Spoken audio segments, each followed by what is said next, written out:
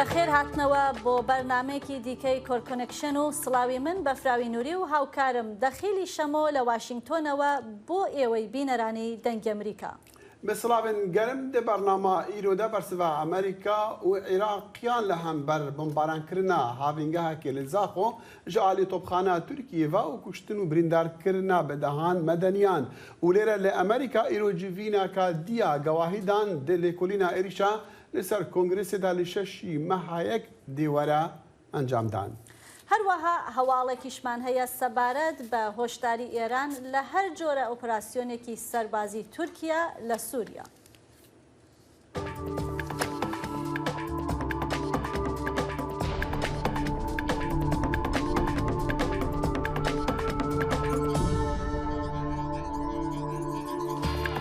پێتر ji 840 kes hatine xetebarkirin bi beşdariyê di êrişa roja 6 mehayekda li ser Kongresê Amerîkî li 2021 li demê pesendkirina encamên dawiyên hilbijartinên serokatiya 2020 yek ji tawanbaran hukmê zêdetir ji 5 salên zîndanê jê re hatiye vebirîn ji zîndanê yekem carek ku Robert Palmer ji bo dengê Amerîka daxive. ئەم کەسەی دەیبینیت هاوڵاتیەکی ئەمریکیە بە ناوی رابرت پالمەر کە بە ئامێری ئاگرکوژێنەوە هێرش دەکاتە سەر هێزی پاراستنی کۆنگرێسی ئەمریکا. ڕووداوەکە دەگەڕێتەوە بۆ 6 ساڵی ڕابردوو ئەو کاتێک کە کۆمەڵێک لەلایەنگرانی سەرۆکی پێشووی ئەمریکا دانەڵد ترامپ هێرشیان کردە سەر کۆنگرێسی ئەمریکا بە مەبەستی وەستاندنی پەسەندکردنی ئەنجامەکانی هەڵبژاردن لە بەرژەوەندی جۆ بایدن. رابرت پالمەر دانی بە تۆمەتەکەی داناوە و دادگا بڕیاری داوە بۆ ماوەی زیاتر لە 5 ساڵ زیندانی بکرێت. ئەو بە دەنگی ئەمریکای گوت مەبەستی نەبووە توندوتیژی لە خۆپیشاندانەکەدا بەکاربێنێت.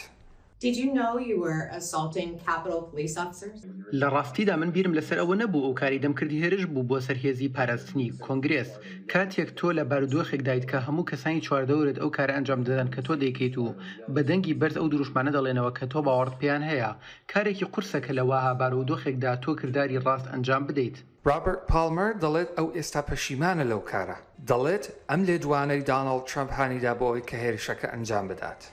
ئێمە بەرەو باڵەخانەی کۆنگرێس بەڕێ دەکەوین. رابرت پالمەر دەڵێت تا ئێستا ئەو لەو باوەڕەدایە کە هەڵبژاردنەکانی ڕابردوو ساختە کراون بانگەشەیەک کە زیاتر لە 60 دادگای ئەمریکا ڕەتیان کردوتەوە. لەگەڵ ئەوەشدا ئەو سەرۆکی پێشووی ئەمریکا بە هۆکاری زیندانیەکەی دەزانێت.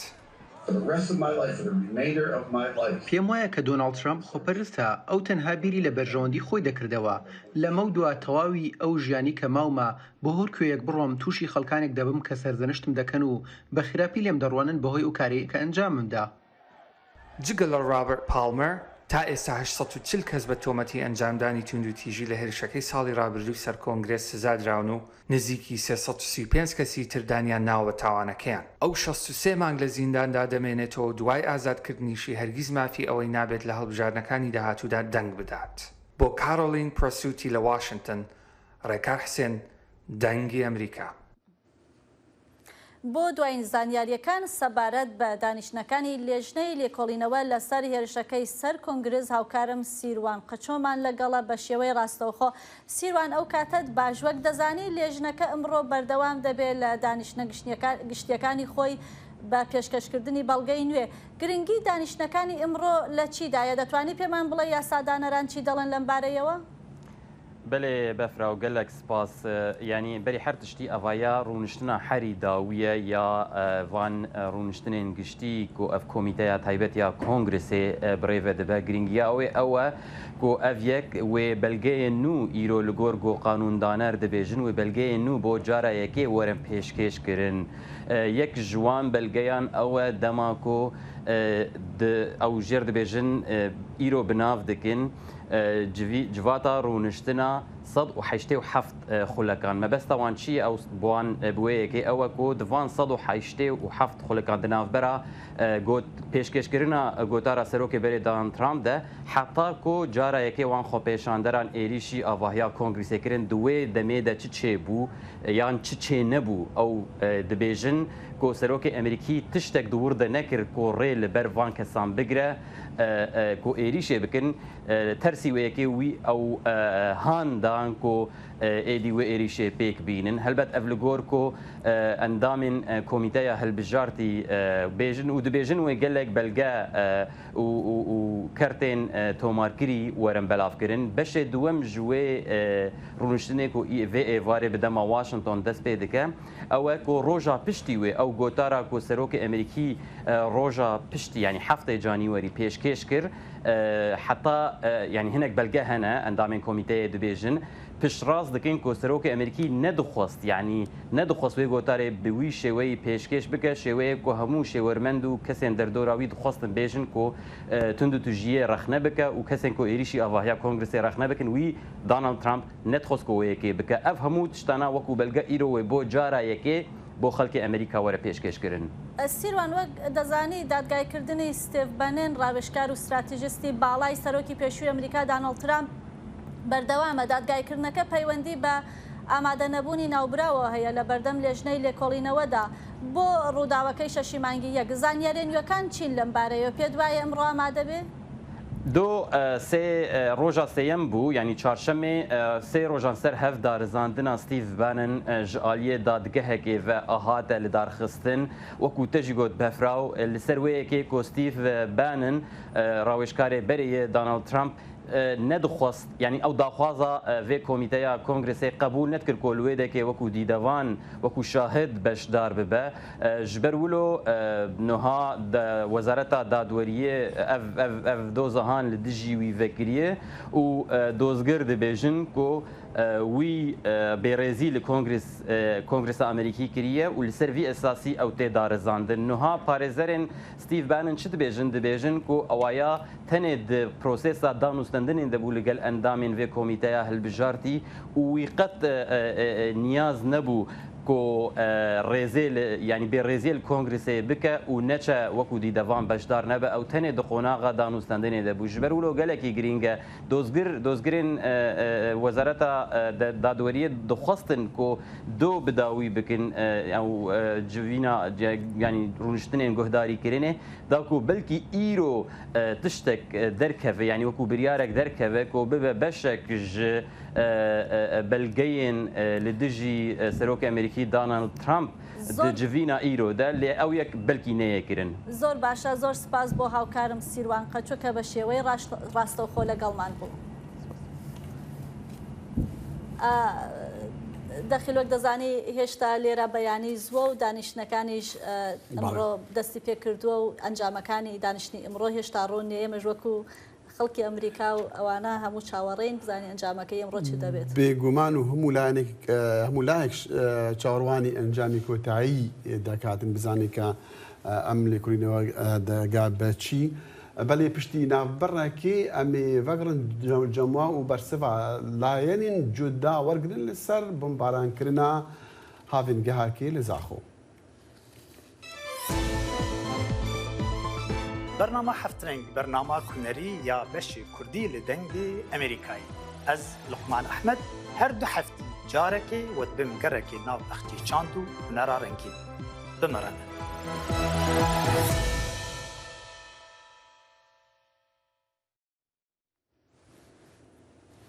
وڵاتین یەکگرتین ئەمریکا ئێریشا دوه لەسەر هاڤنگەکە پارێزگەها دهۆکێ شەر مەزار کردا خویانیا وەزارەتە دەرڤە یا ئەمریکی دەبێژە کوشتنا سیڤیلان ناهێت پەسەندکردن و دەبێت تەڤایە وڵاتان ڕێزێ لە پێگرتنیان خوا بگرن لە گۆڕی یاسایên نێفنەتەوەی و پاراستنا سیڤیلان دەناو وان یاسایان دەیە داخویانیا وەزارەتە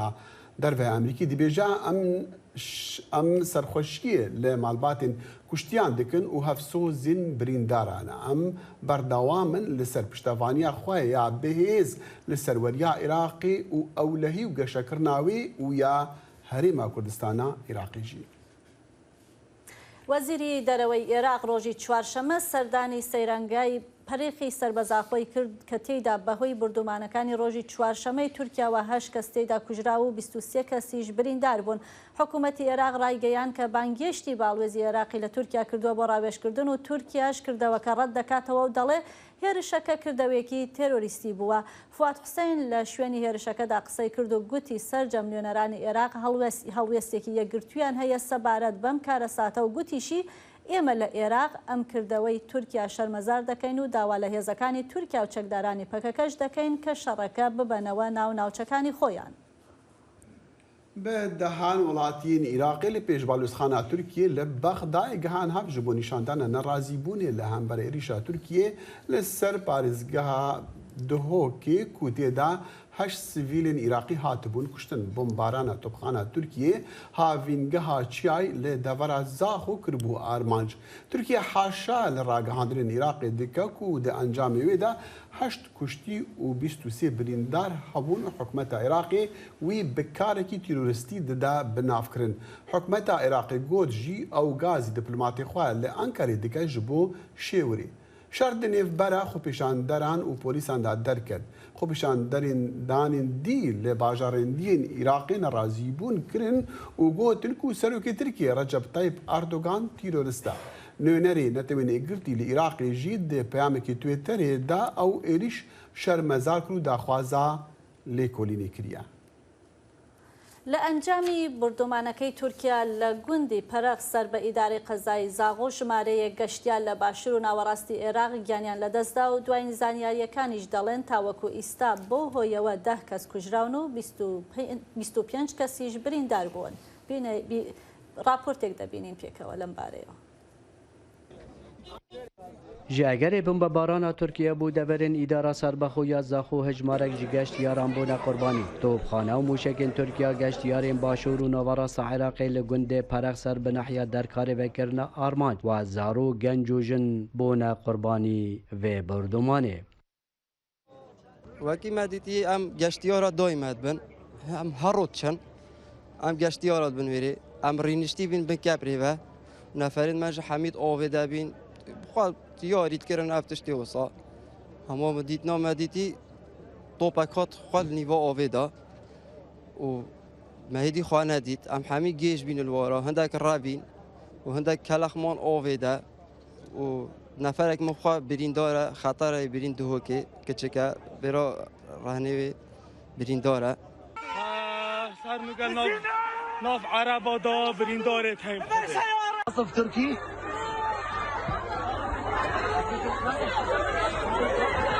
خورتك جي خلكي بغدايك جي بريندارين بويرا بومبابارانية بحثا كيليكا يكي يا بومباباراني دكت. اللي شفناه الصواريخ نزلت. يعني انتم بالمصيف اي بالمصيف نزلت علينا. یا me dîtî mûşek ji esmana bi ser havîngehê de hatin xwarê. Gelek birîndar bûn, kuştî hene. Bi tinê di nav grûpê me de 5 heta 8 kesa hene. Ev care yekî em diçin wê derê.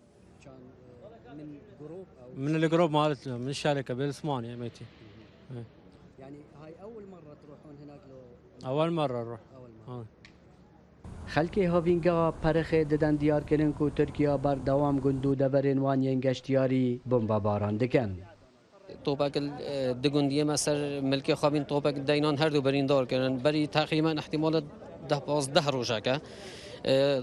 پاس گندی دوری گندی بی توپک نیوان دان. اول که توی بینی اف کار ساعت هنده مازن ریدا یعنی اول خلق اول یعنی هم ده انوان دینن یعنی اولش گندی پرخی هاتن کشتنی یعنی اول خلق منه ملت منه چه مخابنی گندی پرخی وگاوه جه کی گشتیاریه یعنی نه اول نه چونه چیایی اول هاتن یعنی روزانه 20 کوستر کم 20 کوستر 3 کوستر تین وی جسری پرخی وگاوه توپک نیوان دا یعنی بچی که چه زن بخواه النخوشخانه بیداره لزاخو بردف که سخلمی زاخو بحثا هجمارا قربانیین بمبارانا ترکیه دکت ین تاکو نهل جموان هاتین تومار کرن. در نووا نخوشخانه دا چاره سریت ورگرن هندک شوانا دی پیتوی بنشتگریه بن و هشت کسان گیان خوال دزدایه نووا نخوشخانه هوار هاتنا زا خدا لی او کسی هاتینا روانه کرن بودهو که دیو گوره زانیاریان کد بیشن کسی که شوانا بریو گیان خواهش دزدایه او نه کسان گیان خواهش دزدایه 23 کس بریندار بوده و بویری لسر آست عراق و هرما کردستان دنگ بدا جه هر سه سروکاتین عراق و هر دو سروکاتین هرمه ناراضی بونا خو برانبر بمباران ترکیه دان دیار کرن و نونر سروک وزیر عراق محمد البیاتی سردانا بریندارن بویری کر لنخوشخانه هوار هاتنه لپارزگاه دو هجای کتنه تا درست کناوه راپورته لدیو دا خویانی آره بره گشتی سخلامی دو که 10 کشتی و 25 بریندار هنه سلام علایی دنگ امریکا دوهاک وزارت الدرفة تركيا راگهاندن عراقيان ردك ودي بجا او قالك هزرا كيم كرنا قربانيان دكا دناف مدنيان دا لدمكو او إريشان لدجي بككي انجام دا هر چاوابا برسفاتون جي قالك آلين عراقي دركتنا لهم بروي بمباران كرنا تركيا لسر هاونگاها لزاخو جبو بتر شرفاكلو زانياريان انداوي بمرة بامنرن دنگي امريكا سلام بالاي لدهوكي و ايوب دمير لانكري ودلشاد انورجي الجباجار السليماني بمرة بجي سلام يزدز بكم سلام داوين زانياريين لسر قربانيان لسر ويم ايريشاهاتي كرن دو تشب دستكتنا بله داوی زانیاری کو بری دمکی هم نخوشخانه هوار هاتنه بوین لپارزگاه دو که روشا سه بریندار شوان روشا که آلوزه پشتی ما پرس یک نجدارن کو نشترگری کری گوتی یک هسوان لجر چاودریا چردایا و روشاوی گلک خرابه هیوی خواستیم کو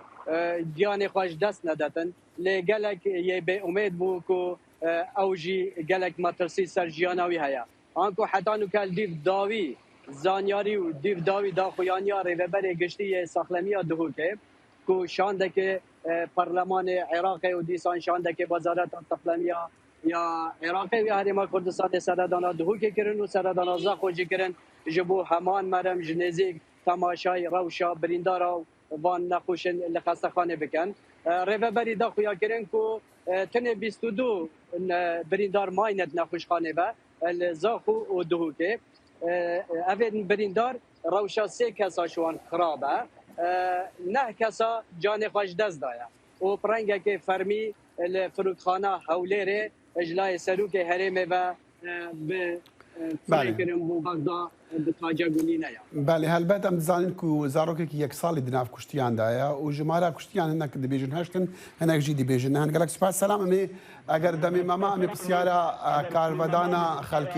هرمی بکن جتالی انها مچن انکاری و ایوب دمیر اوجی بمرا ایوب کارودان لور چاوای بتاع بدجی مع حلوستي حكومات زاني لي اوبوزيسيوني وهذا بتاع بد او چه دبیجن أنا لفيدري تدي حكومت يكسر نبيجي كو اف چالاكيه كا او يعني اف بيرا قواتيه چكرين دواري تيرورستي يعني رخصنا تيرورزي مي چكريه لراستي مخالفت انجي اوبوزيسيون وك دستلاتي نافكره HDP داخوينيه كان نفسكي دا يعني دستي عربية نابندية HDP دا هات ديار كرن كو ev tiştê ku hatiye çêkirin bu yera ku qewmiye jaliyê Türkiye hatiye çêkirin o yekşî eva wek mîna bu yera ka Roboskiye pênase kir yani eva dubare Roboski binav kir daliyê din da jî HDP daxwaz kir ku pêwîst e ku yekser parlamentoya Türkiye derheqê vê ew ê da bicive daliyê din da jî dîsa dikarin bêjin ku yani opozisyona da bertekên din jî hene mesela partiye dahatu serokê partiye dahatu Ahmet Davutoğlu gotku sersağı xwast bişwîzî gotku lazim e ki ev bu yer were diyar kirin dîsa yek daxwînekî ji serokên partiya Devayê Ali Babacan ve dîsa sersağı ew jî daxwaz kir ku gotku lazim e ku Türkiye hevkarî li gel Iraqê an jî rêveberiya Herêma Kurdistanê bike û vê bu yerê derxin holê yani li Türkiye ana ve rewşa hanê edkarim bêjim ku du xetî da tê temaşe kirin hikûmet دبیجه نامه چی نکریه یه دنیزی بشکلکن تماشا دکن. اگر دمی مهابودی سان امی فکر انجامتا لی استاد دلشاد انور لسلیمانی لقل معنا کاک دلشاد يعني مجاري كم نية تركيا بلاماري هرمي كردستان وعراق بقشتي داتنو لا بدرون بفروكا كاري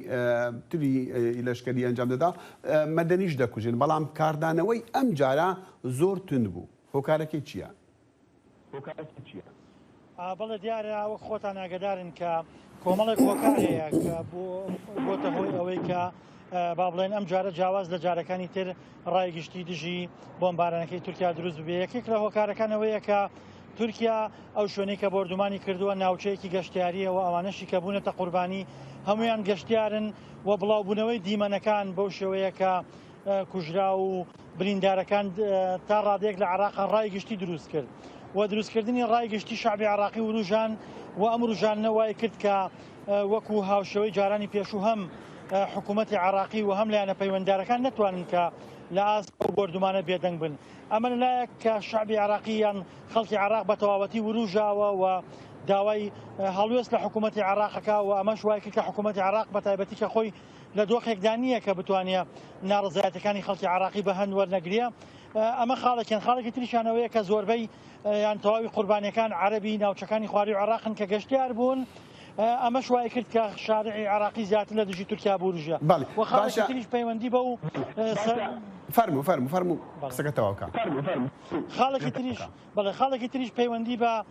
ڕێکنەکەوتنی نێوان ئێران و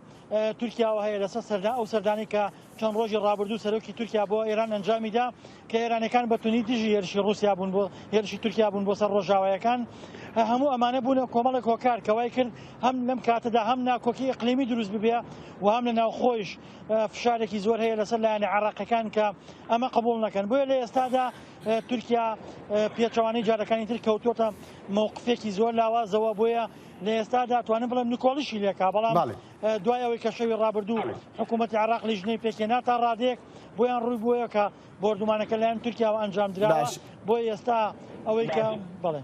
باشە دڵشاد ئێمە چاڕوان دەکەن لە داهاتوودا بزانین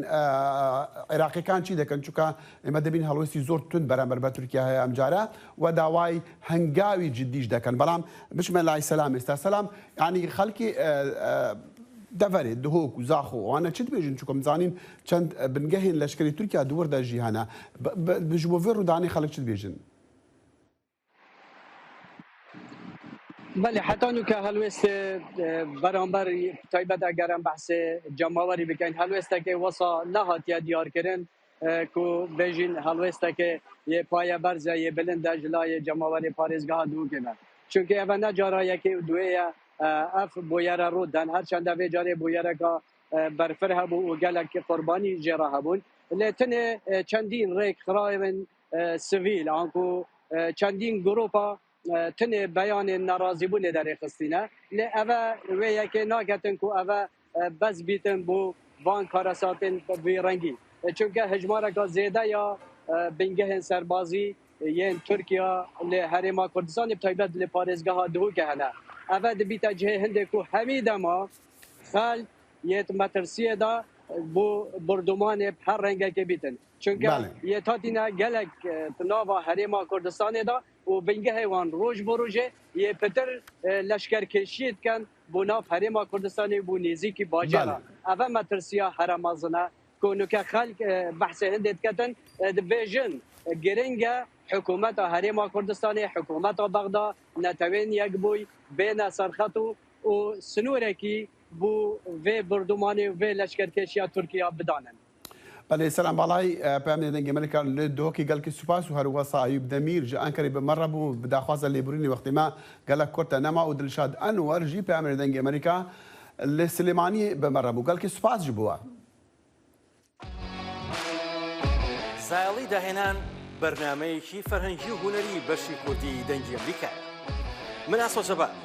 لە واشنگتن دیسیەوە هەردوو هەفتە جارێک دەبمە میوانی ماڵەکانتان لەگەڵمان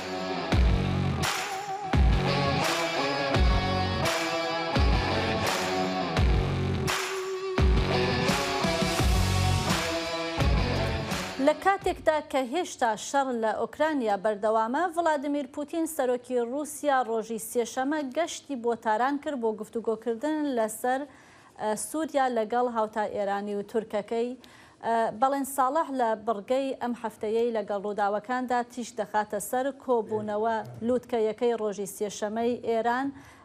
و ئەو کۆبوونەوەی ئەو سێ سەرکردەیە. پێکەوە بینەری ئەم بەشەی بەرنامەکە دەبین.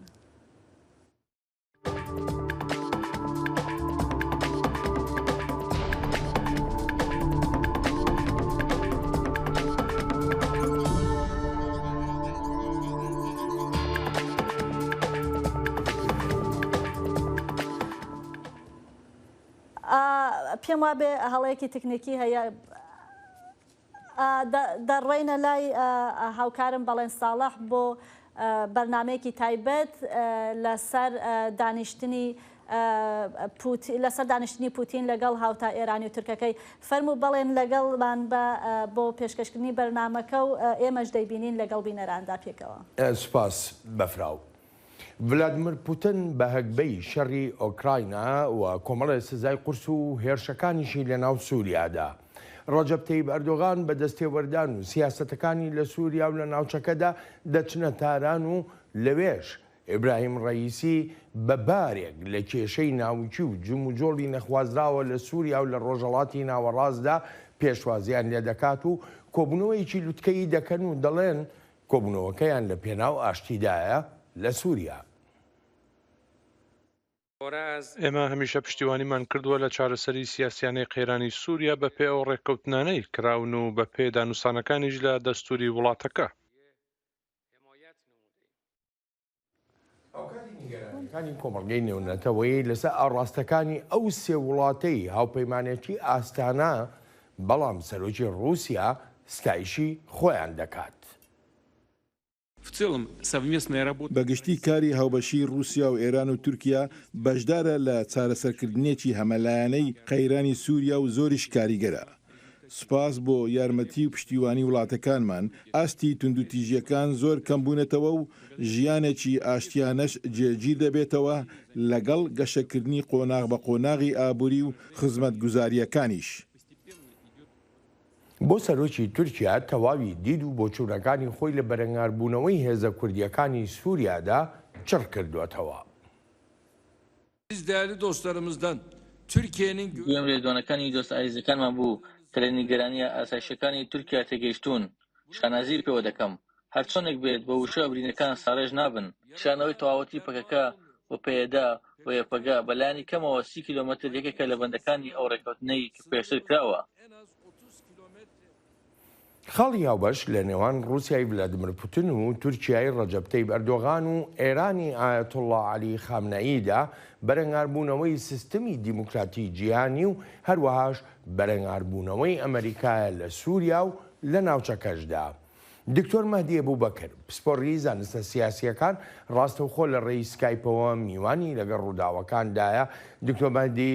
سەرەتا زۆر سپاس دەکەم بۆ ئامادەبوونت. ئەمێ بزانم بەڕای جەناب ڤلادیمیر پوتین، ڕەجەب تەیب ئەردۆغان و ئیبراهیمی ڕەئیسی ئەتوانن ئاشتی لە سووریادا بێن نارە؟ بە بڕای من ئەم سێ دەوڵەتەی کە جەنابەت ناوتێنان لە چەند ساڵی ڕابردووە نەک نەیانتوانیوە ئاشتی لە سووریایە بەدی بێنن، بەڵکو بە پێچەوانەوە هۆکارێک بوون بۆ زیاتر تەشەنەسەندنی کێشەکانی سووریا و ئاڵۆزبوونی زیاتری کێشەکانی سووریا و سەرهەڵدانی دەیان کێشەی ترکە سەر ڕای کێشە سیاسیەکان کە لە سووریایە هەبوو دەیان کێشەی تائیفی و کێشەی ناوچەگەرێتی ئەوانەی کە چۆن لە کێشەکانی خۆیان وەکو چۆن ئێرانیەکان کێشەیشی ئەگەراییان هەیە بە هەمان شێوە کێشەیشی ئەگەراییان لە سووریایە دروست کردووە بە هەمان شێوە تورکەکان کێشەی تورکمانەکانیان لە سووریایە ئوروژاندووەواتە بە شێوەیەکی گشتی ئەم سێ دەوڵەتە لە جیاتیەوەی بەشێ بن لە چارەسەرکردنی کێشەی سووریا زیاتر بەشێکن لەوەی کە قەیران کێشەکان قوڵتر بکەنەوە. بەشە دکتۆرۆکو جەناب داماژەی پێدەکەی بەشێکن لە کێشەکە بەڵام لەگەڵ ئەوەشدا ئایا ئەتوانن ئەو ئامانجە سیاسیانەی کە خۆیان هەیەە لە سووریادا بەجێ بگەێنن رووسیا بەندەری تەرتور و هەروەها پێگەیشی استراتیژی دەوێت لە سووریادا تورکیا دەخوازێ بە هەموو شوێ بەرەنگاری کورد بێتەوە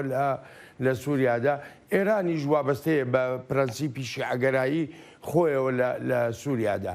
لە کۆتاییدا پێ دوایە ئەو ئامانجانیان بۆ بێتە دی ئەگەر ئێمە سەری 10 ساڵی ڕابردوو بکەین ئامانجی سەرەکی دوو دەوڵەتی یەکەم رووسیا و ئێران ئەوە بۆ کە پارێزگاری لە ڕژێمەکەی بەشار ئەسەد بکەن و نەهێڵن ئەو ڕژێمە بکەوێت و ڕژێمێکی بەدیل بێتە سەرکار و لە ماوەی 10 ساڵی ڕابردووە توانیوانە ئەو ئامانجیان جێبەجێ بکەن و ئەهدافەکانی تریان و ئامانجەکانی تریشیان لە پاڵ ئەو ئامانجەیە جێبەجێ بکەن ئەوەشی سەبارەت بە تورکیایە کە کێشە سەرەکیەکەی تورکیا لە سووریایە بریتێ لە کێشەی کورد و ڕێگەنەدان بەوەی کە کیانێکی قەواریەکی سیاسی وەکو هەرێمی کوردستان لە سووریایە دروست بێ نەیتوانیوە بە تەواوەتی ئەو ئامانجەی بەدیبێنێت بە پێچەوانەوە ڕۆژ بە ڕۆژ ئەم قەوارەیە پاڵپشتی هێزە خۆراوایەکانی بەدەستێناوە بەڵام لەگەڵەوەیشە لە نیتاقێکی مەحدوودە تورکەکان توانیویانە لە هەندێک لە ئامانجەکانیان جێبەجێ بکەنەوە گەوەی کە توانیویانە لە چەند ساڵی ڕابردووە هەندێک لە ناوچەکانی کوردستانی سووریا بە تایبەتی لە ئەفرین و لە کۆمەڵێک شوێنی تر داگیر بکەن و ئێساش لەخوا ئامادەکردان بۆەوەی کە چەند ناوچەیەکی تر داگیر بکەن بە شێوەیەکی گشتی ئەتوانین بڵین ئێرانیەکان و ڕووسەکان ئامانجی خۆیان جێبەجێ کردووە و تورکەکانیش لە چوارچێوەیەکی بەرتەس کە توانیوانە هەندێک لە ئامانجەکانیان بەدیبێنن بەر لەوەی بەشێکی تری ئەم بەرنامەی لەگەڵ ڕووداوەکاندا بە کورتی پێم بڵێ پاش ئەوەی کە رووسیا وەکو دەگوترێوە هەروە ئێرانیش ئەویان ڕەت کردوێتەوە پشتیوانی تورکیا بکەن بۆ ئەگەری ئەو هێرشەی کە بڕیارە بیکاتە سەر ناوچە کوردنشینەکانی تورکیا ببوورە سووریا دەشگوترێ ئەمریکاش بە شێوەیە لە شێوەکان پشتیوانیکردنی تورکیای ڕەت کردوێتەوە جا پرسیارەکە لەوەدایە ئایا تورکیا ئەو هێرشە دەکات دوای ئەو ڕەتکردنەوەانە بە کورتی تکایە دوای ئەو ڕەتکردنەوەانە ئەگەر ئێمە ڕەفتاری ئەردوغان لە چەند ساڵی ڕابردووە بکەینە پێوانە بڵێ ئەردوغان ئەو مجازەفەیە ئەو ریسکە ئەکات و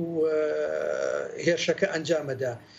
ئەگەر بەڵام بەگەر بە پێوانەی منطق و لۆژیک بیری لێ بکەینەوە ئەبێ لە دوای ئەو ڕەتکردنەوەانە هێرشەکان ئەنجام نەدا بەڵام بە خوێندنەوەی خۆم بۆ ڕەفتاری سیاسی و ڕەفتاری چەند ساڵی ڕابردوو ئەردوغان بڵێ هێرشەکان جامەدا و حاڵی حاضر کە من و جەنابت لەم گفتوگۆیە یان ئەنجومەنی ئاسایشی نیشتمانی تورکیا خەریکی گفتوگۆکردنە لەسەر چۆنێتی ئەنجامدانی هێرشەکە دوو وڵات لێرەدا گرنگن ئاماژە بە هەڵوێستەکانیان بکرێت لەسەر ئەو کۆبوونەوە لوتکەیە ئەمریکا دەڵێ سێک هۆکار هەن بۆ بەشداری ڤلادیمیر پوتین لەو کۆبوونەوە لوتکەیەدا یەکیشیانەوەیە کە پوتین هیچ خواستێکی نییە بۆ دانوستاندنکردن تا کۆتایی بهێنرێ بە شەڕی ئۆکراینە. با بەڕێز پوتین خۆی بڵێت بۆچی بڕیاری داوە لەم کاتەدا بڕوات بەڵام بەلای منەوە سێشت هەنوەهایان کردووە بچێتەوە کۆبوونەوەیە یەکەمیان ئەوەیە کە بەڕێز پوتین و رووسیا هەروە دێ و لە پراوێز دەنرێن ئێستا شتا یارمەتی بدرێن ڕوو لە ئێران دەکات دوو هەمیشیان ئاماژەیە بەوەی بنەما پیشە سازیە لەشکریەکەی ناتوانێت شانبەشانی ئەم شەڕە بێ پاساوی ئۆکراینیا کار بکات. سووریایەکانیش سەرکەوتنی ئەو کۆبوونەوە لوتکەیە لەوەدا دەبینن کە داواکانی تورکیا ڕەت کراونەتەوە بۆ هێرشکردنە سەر ناوچە کوردنشینەکانی سووریا. لە پەیوەندی بە کۆبوونەوە لوتکەیەکی تارانەوە ئێمە بە ئەرێنی دادێنین بێگومان دەزانین ئەمە کۆبوونەوەی لوتکەی سەرۆکڕەیسی و سەرۆکپۆتن نەبووە لایەنێکی تریش بەشدار بووە جاو لایەنەی تر زۆر ئامانج و سیاسەتی هەبوو کە دەیویست بیسەپێنێت بەسەر کۆبوونەوەکەدا. دکتۆر مەهدی کۆبوونەوەی ئەستانە تەنانەت کۆبوونەوەکانی ژنێڤیش بەشداری خەڵکی سووریا لایەنەکانی کە ئۆپۆزیسیۆنی سووریان چەندە لەم کۆبوونەوەانەدا بە تایبەتی لە کاتێکا کە دەبینین ڕۆژی سێشەممە پوتن ئەردۆغان ڕئیسی دەبنە خاوەن بڕیار بۆ ئایندەی سووریا یا با بڵێم خۆیان دەکەنە خاوەن بڕیار ئەی پێکاتەکانی سووریا لێرەدا. من ئەو پرسیاری جەنابەت بە شێوەیەکی ترەکەم ئەی حکوومەتی بەشار ئەسەد و دەوڵەتی سووریا لێرەدا موقعێت و شوێنیان چییە لەم کۆبوونەوانە و لەم گفتوگۆیانی کە دەربارەی چارەسەرکردنی بەناو لە بینی دوو قەوسا بە ناوی چارەسەرکردنی کێشەی سووریاوە ئەکرێ. ئێمە لە چەند ساڵی ڕابردووەوەی کە بینیمانە ئەم سێ دەوڵەتە بە تایبەتی ڕووسیا و ئێران خاوەنی بڕیاری هەوڵ و کۆتایی بوون لە کێشەی سووریایە و تەنانەت ئەو کۆبوونەوەی کە بڕیارە لە 25 ئەم مانگەیە لە ژنێف لە لجنەی دەستوری بکرێت لەسەر داوای ڕووسەکان ئەو کۆبوونەوەی ڕژێمی سووریا ئامادەی ئەو کۆبوونەوەی نابێت لە پێناو لە یان باشترە بڵین لەسەر داوای دەوڵەتی ڕووسیا و لەسەر داوای ڤلادیمیر پوتین بە شخصی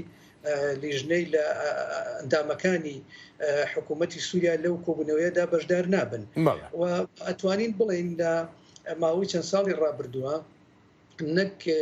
بەنە ئۆپۆزیسیۆنی سووریا بەڵکو ئەوانەی کە پاشکۆی تورکیان و ئەوانەی پاشکۆی دەوڵەتە عەرەبیەکانی وەکو سعودیا و ئەوانەی کە پاشکۆی ئێرانیشن نەک ئەوانە حکوومەت و دەوڵەتی سووریایش کاریگەریەکی ئەوتۆی لەسەر گفتوگۆکان نەبووە ئەوەی کە لە بەرژەوەندی ئەو سێ دەوڵەتە بوو بێ و باشتر وایە بڵێن لە بەرژەوەندی ئێران و رووسیا بوو بێ بەو شێوەیە گفتوگۆکان چۆتە پێشەوە و لە بەرژەوەندیشیان نەبوو بێ لە هەر شوێنێکامە بەسییان بوو بێ توانیوانە گفتوگۆکان پەک بخەن. دکتۆر مەهدی هەر بە ئایا بەنا وەڵامم بدەرەوە داڕشتنی دەستوری نوێ بۆ سووریا دەبێتە بەشێک لە چارەسەر؟ نەخێر. دکتۆر مەهدی زۆر سپاس دەکەم بۆ بەشداری لە بڕگەی لەگەڵ ڕووداوەکاندا سپاس و پێزانینم. سەرچاوان زۆر سپاس بۆ جنابیشت. ئێستش دەگەڕێینەوە بۆ دەنگێ ئەمریکا جافکانیەکە پێباوەریان و چاو ئاگاهیان.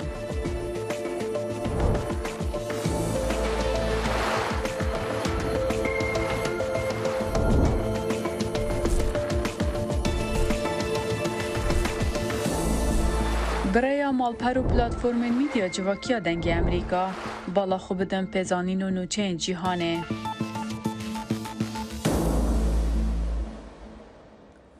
ئێران و سووریا ڕۆژی چوارشەمە هۆشداریاندا لە هەر جۆرە ئۆپراسیۆنێکی سەربازی تورکیا لە سووریا. حوسێن ئەمیر عەبدوڵاهیان وەزیری دەرەوەی ئێران لە میانەی کۆنگرێکی ڕۆژنامەوانی هاوبەشدا لەگەڵ فەیسەڵ مەقداد وەزیری دەرەوەی سووریا ڕایگەیان وڵاتەکەی نیگەرانە لە ئەگەری ئۆپراسیۆنی تورکیا بۆ سەر باکووری سووریا لە میانەی کۆبوونەوەی لوتکەی ڕۆژی سێشەمەی نێوان سەرۆکەکانی ئێران رووسیا و تورکیا لە تاران دۆخی سووریا لە سەرەوەی بەرنامەی گفتوگۆکان بووە. ئەمیر عەبدوڵاهیان هەروەها داوای کشانەوەی بێمەرجی دەستبەجێی سوپای ئەمریکای لە سووریا کرد و گوتی ڕۆژهەڵاتی فوراد یەکێکە لە سەرچاوە سەرەکیەکانی نەوت و وزە کە بەداخەوە لەم ساڵانەی دواییدا سامانە سروشتیەکانی سووریا لەو ناوچانەی کە ئەمریکا داگیری کردووە تاڵان دەکرێن. تورکیا هەڕەشەی دەستپێکردنی هێرشێکی نوێ دەکات بۆ پاراستنی سنوورەکانی باشووری وڵاتەکەی و لە ئەم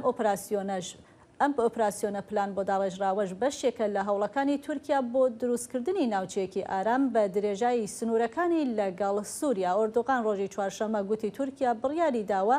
ئەو ناوەندە خراپکارانە کە ئاسایشی تورکیا دەکەنە ئامانج دەریان بکات. و لەشکری سووری بنگەهێن خوا لە کوبانی و عین ئیسا بە هەفکاری دیگەل هێزین سووریا دموکرات هەسەدێ بەهێزکردنە پشتی گەفەین تورکیش بۆ ئۆپراسیۆنێک دی دە هەرێمێدا. تورکیە گەفەکردنە کودی عێریشێکی بکە سەر باکووری سووریەش بۆ دامەزراندنە هەرێمەکە بێچەک 3 کیلومتران لەسەر سنووری وڵاتی خوا ji بۆ بەرسینگرتنە هێزین کوردان و ئەمریکا پشتەوانی لەوانە دیکە. وەزارەتە دەرڤایە سووری چەندین جاران هۆشداری دایە ئەنکەری ژاگەری عێریشەکە دی دێ هەرێمێدا. ئیران هەفبەندە سووریایە دبێژە و ئەو دێ ji بۆ چارەسەریەک دیپلۆماتیک ناوبەریە بکە. دەگەڵوان پێشهاتان دوه راپۆرتان ئەشکەرە کرد و درۆنەک تورکیا ئێریش کردیە سەر جهەکی لە باژارێ کوبانی و دوو کەس کوشتنە ji بۆ پێتر پێزانینان لەسەر پێشهاتین کوبانی پەیامەری دەنگی ئەمریکا محمود باڵی ji wir بە مەڕەیە محمود چ زانیاری هەنە لەسەر ئەو ئەریشا درۆنان بەری و ئەس پرسیارە ئەو پەیامن و هێزین سووری لە هەرێمی هاتین نەدانین بکەم. بله دم باش دهو دما ایواره پره ایواره درونک ترکی ایرشک روجاوای کوبانی ناوا باجیر دافریکانی در انجام و ایرشه دا تک کس زیان خوش دستان ایرون ناوان در راگاندین یا حزب سوریه دموکراتیک قصد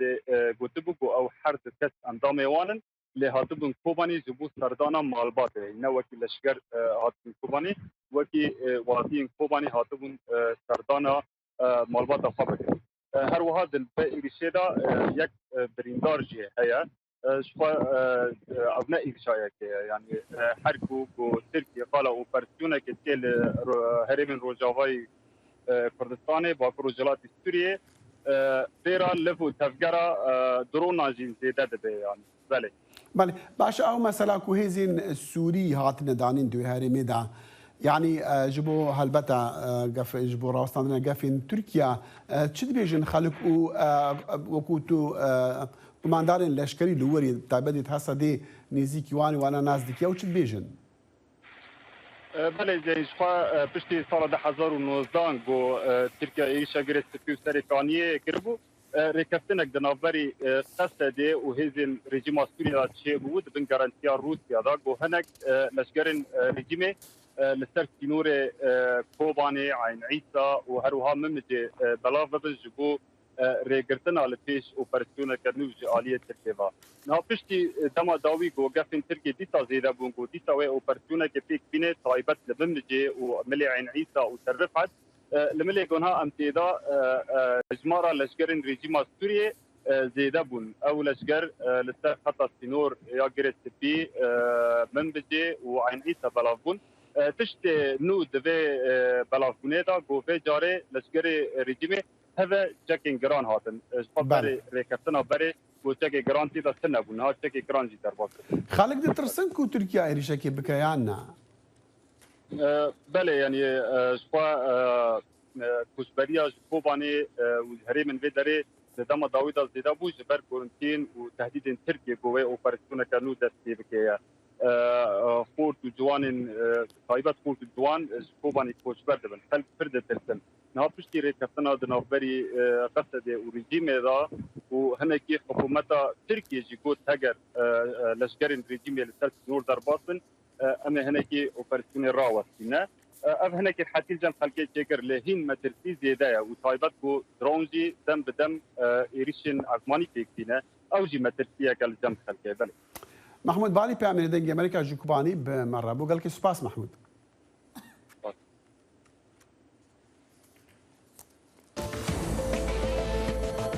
دەنگی ئەمریکا سەرچاوەی متمانە پێکراوی هەواڵ و زانیاری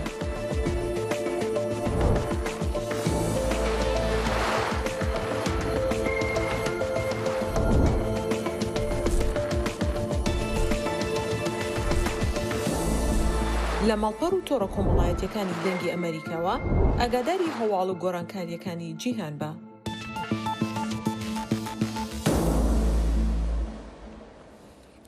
مایکرۆسافت ڕۆژی چوارشەمە ڕایگەیان کە کارکردنی بەرنامەی تیمز دوای ئەوەی بۆ ماوەیەک ڕاوەستا دووبارە دەستی بەکار کردووەتەوە کۆمپانیاکە وردەکاریەکانی لەو ڕۆوە کە پچرانەکە کاریگەری لەسەر چەند بەکارهێنەر بووە ئاشکرا نەکردووە.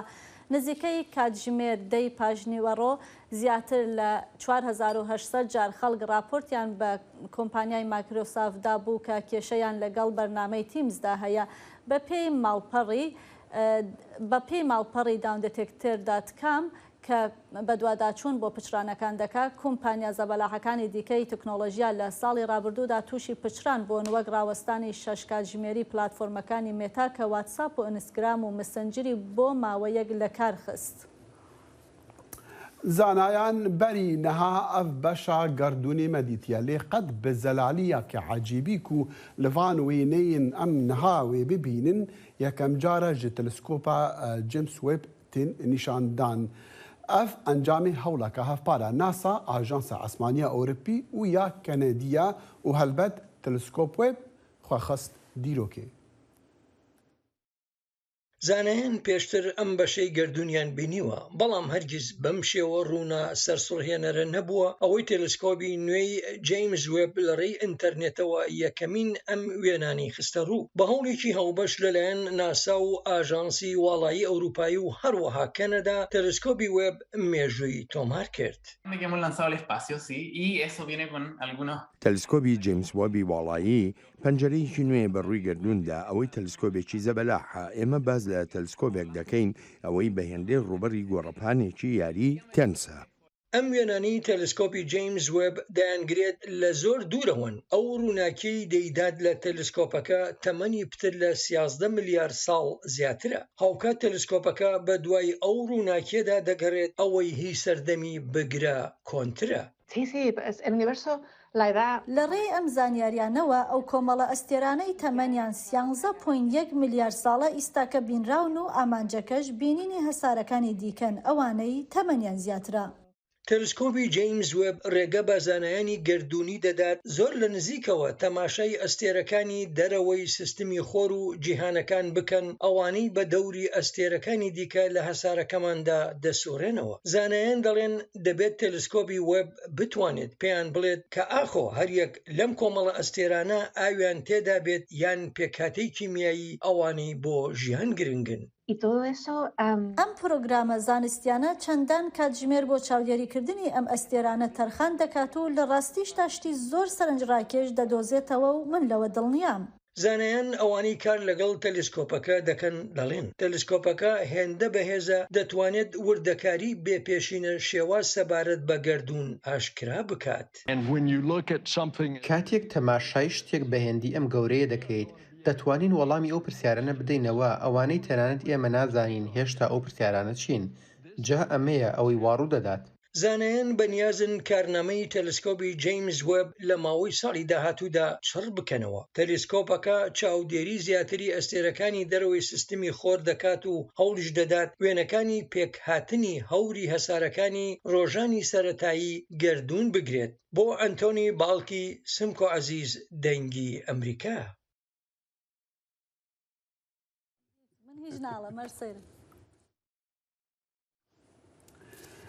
دەگەل گەهشتنا چاکین ڕۆژئاوایی سەربازی ئوکراینی ڕاهێنانی دەکەن داکو شارەزایی هەبە لەسەر بەکارئینانا ڕاکۆت ئاوێژی نوین دژی تانک و هاونان سەربازی ئوکراینی هیوی دکن و ئەف چەک وێ ڕۆژئاوایی وێ ئاراستەیە شەڕ بگەڕن ئەف ئالیکاری دگەهن لە دەمێک و هێزیان رووسی هاوڵ دەدەن دەستکەفتن پێتر لە مەیدانین شەر لە دوو دەڤەران ئین ڕۆژهەڵاتە ئوکراینە دۆنتسک و لوهانسک بەهێز بکن و پێتر عێریشانژی دیکەن سەر دەڤەرین دیژی وەزارەتە دەرڤایە رووسی گوتیە تەلڤیزیۆنە ڕەشە تودەی یا دەولەتێک و هێزین وان ئۆپراسیۆنین تایبەت زێدەکردنە ji بۆ girtina pêtir erdî. Doh karbidestan got jî Amerîka dê çar sistemên gerokên avêtina mûşekan bidin Ukraynaya. هەوڵی کۆنسەرتی ئۆپێرای سیدنی دوای ئەوەی زیاتر لە 2 ساڵ بە مەبەستی نۆژەنکردنەوەدا خرابوو ڕۆژی چوارشەمە کرایەوە. نۆژەنکردنەوەکە گەورەترین و کۆتابەشی بەرنمەیەکی 10 ساڵەی ئەو هۆڵەیە. لوئیس هێرۆن بەڕێوەبەری جێبەجێکاری هۆڵی ئۆپێراکە ڕایگەیان کە نزیکەی 2500 کەس سەردانی هۆڵی کۆنسەرتەکەیان کردووە بۆ ئەوەی سەیری نمایشی ئۆرکێسترای سمفۆنی سیدنی بکەن. نۆژەنکردنەوەکان لەلایەن ویلایەتی نیو ساوت وێڵزەوە پارەی بۆ دابین کراوە و نزیکەی 206 میلیۆن دۆلاری تێچووە. ئەڤون بابەتین ئیرۆدی بەرنەما کورد کۆنەکشندا هەرشاد و بەختەوەر بن و دەکارن بابەتین مەژ و راپۆتین کو هاتین بەڵافکردن جودا جودا لەسەر ماڵپەڕین دەنگی ئەمریکا ببینن هەلبەت کورد کۆنەکشن لەسەر سەتەلایتە NRT ژی تێ وەشاندن و لەسەر فيسبوك دنگی ئەمریکا و تەڤایە پلاتفۆرمێن دەنگی ئەمریکا تێوەشاندن ئەگەرە ببێ وان راپۆرتانیان هەفپەیبینن کو بەرنامەی داهاتن بەڵافکردن ببینن و دەکارن سەردانە مەڵپەڕن دەنگی ئەمریکا یانژی دەنگی ئەمریکا بکن و هەروەسا لەسەر ئینستاگرام و تەلێگرامیش دەخیل هەروەها ئەتوانن پێم وابێ هەندێک لە بەشێک لە بەرنامەکانی کورد کۆنێکشن لەسەر ئینستاگرام و با بڵێن تویتر و ئەوانەی پلاتفۆرمەکانی دیکەی فەیسبووکی شەڵبەتە کورد کۆنێکشن بکەن. هەلبەتە کەناڵی یوتیوب ژیمە هەیە هەم بەڕاستە خۆتی بەلافکردن هەمژی دەکارن پشتی وێژی بەرنامە لەسەر یوتیوب تێدانن بە هەردوو زمانی کرمانجی و سۆرانی بۆ تەماشەبان بەکاربن ببینن بەرنامە بێت فەرموو هەتا بەرنامەیەکی تر هەر شاد و بەختەوەر بن بەدوعا.